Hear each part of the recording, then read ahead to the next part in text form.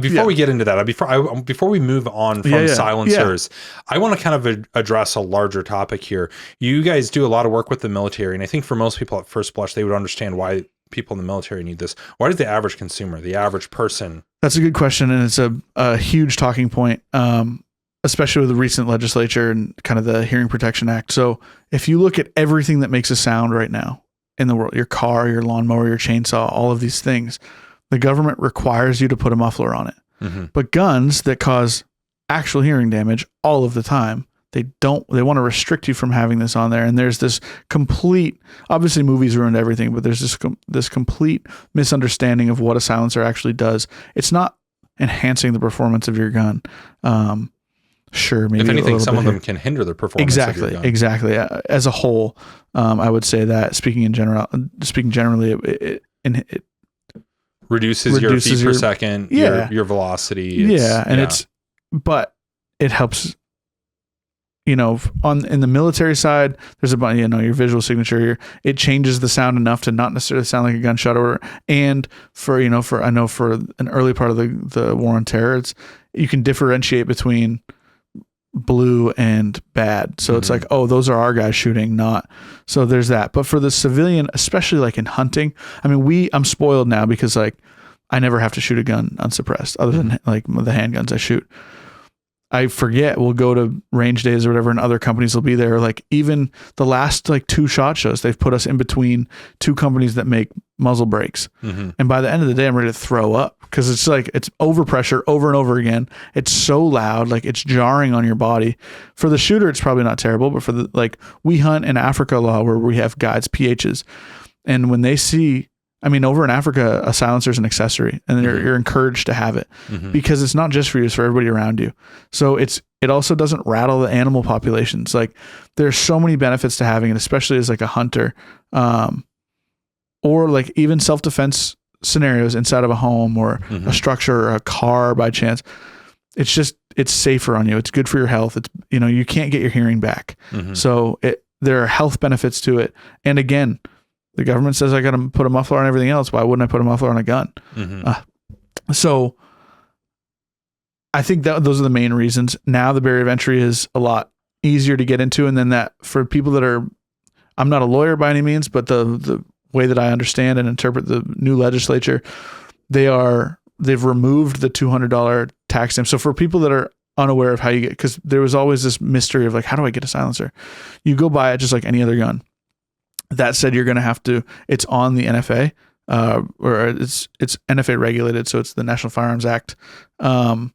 So you have to do additional things. So you submit a photo, like a passport photo, fingerprints, all of these things that go into a different database.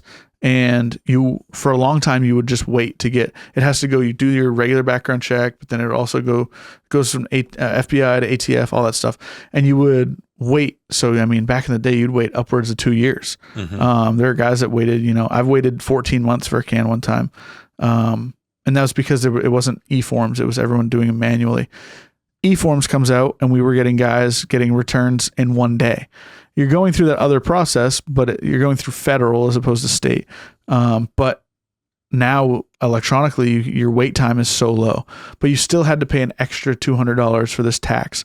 Initially, when that $200, so that since 70, whatever it is, I forget. I should know that, but since they started doing that tax, $200 at the time was astronomical. Exactly. Yeah. It was unobtainable. It was unrealistic for people. And that $200 has stayed $200 historically. So they're trying to say like, with inflation, it should be $4,800, something like that. And that's what they proposed. Like, oh, we'll up the tax on you. So it's $200. Great. It's not that much money, but on top of, say you spent, this can's $800 plus your $200, plus you got to wait for it. It was just enough of a hassle that people didn't want to do it. And you're not preventing people from getting it. No, but it's enough of a hassle that people didn't want to do it. And that in and of itself was a win for them. My point being that you're not preventing people from getting it is they're not just all of a sudden available now. They've always been available. 100%. Yep. It was just a pain in the butt for people, but now it's so now they've gotten rid of, starting January 1st, they've gotten rid of that $200 tax stamp, and there have been other people within the industry that are trying to sue and basically say that, well, it should be off the registry because it's not taxable anymore. It's a $0 tax. That's not a tax. So it should be an accessory, just like it is in places in Europe and Africa. And there are parts of the world that you are mandated to, if you're hunting, to have a silencer on it. Can you say any countries off the top of your head that it's where it's mandated? Hate to put you on the no, spot yeah, like I'd that. have to look. I believe there's some spots in Europe. It's not mandated in Africa, but I know in Africa it's just an accessory, and you're encouraged by your PHs. We were just talking about it too. There's somewhere in Europe where, and I don't know if it's by the, because a lot of places in Europe it's private land. You have to get. It's just like even fishing, you have to get passes to fish in these certain areas. And so I'm not sure if it was a government mandate or if it was each private property mandate type thing. But I can find that out. I'm just curious because culture views culture shapes the lens that we view things through. And some people it's just looked at differently. I will say this about just, guns in general. I grew up in South Dakota where it's, I would say almost most people own a gun. It's used for a variety of things, from hunting to, a justification for self-defense for sure. But, hunting, ranchers that need to be able to protect their cattle, things like, there's a lot of different reasons to have them around. I understand, I can empathize with somebody who grew up in like the inner city in Chicago, and the only version of guns they've ever known is violence. It kills their friends. Like I can understand why they would have a different view based than me, who grew up in rural South Dakota. Right. Like that makes sense to me. And I think it might be, as goes the conversation around guns, so does silencers, where 100%. Like if you are raised on, if your lens is through these like 80s and 90s movies, and that they are this feature of like spies and special operations and just not the average guys that kill, you don't see guys on the cover of Field and Stream from 1925 with a can on their rifle, right? Like, and I think that has shaped the lens that we view them 100%. Through.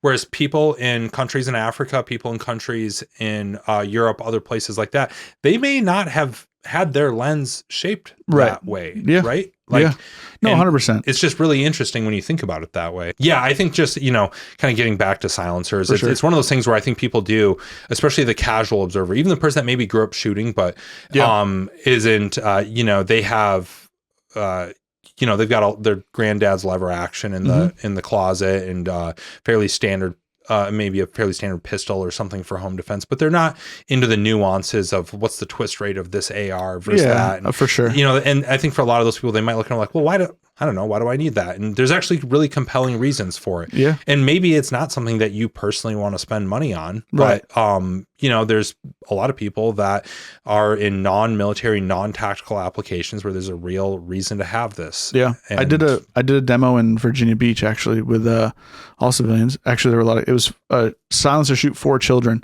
But what I did beforehand was explain what is a silencer. I know all their parents are there with them, and it actually ended up being a good thing for marketing because we sold a lot of cans. But what is a silencer? What does it do? And I showed them the difference. We're in an indoor range. I took the can off. I had a honey badger, 7-inch thinner blackout, just that cherry bomb, and I told everyone, put your ear pro on, and I ripped 3 rounds off, and there were children crying. Like they all screamed, and there were children with tears because it scared them. And it wasn't even them shooting. I'm, 10 yards ahead of them, and it scared them. And then I put the silencer on and ripped 3 rounds, and all of them, whoa, audible, like, oh, it's crazy. And they all were comfortable. And then we put guns in their hands. We put them on 22s, and a couple of kids shot 5.56 or 300 blackout later on, but kind of the bigger kids. But we put 22s in their hands, and they all listened and they learned and they had fun because it wasn't scary. All of them actually, I'd hear a couple of them leave and they'd tell Dad, if we get a gun, we need to get a silencer. So it's cool.